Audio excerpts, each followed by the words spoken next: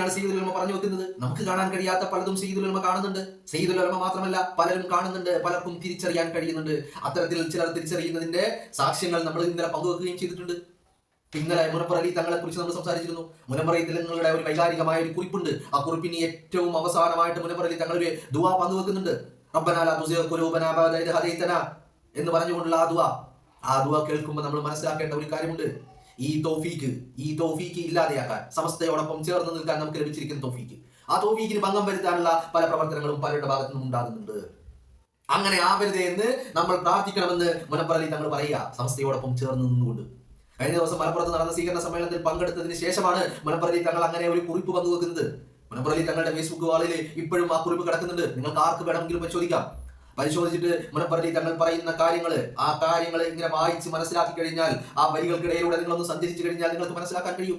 അപ്പൊ അത് തന്നെയാണ് നമ്മുടെ സയ്യിദുൽ ഉലമയും നമ്മളോട് പറഞ്ഞുകൊണ്ടിരിക്കുന്നത്.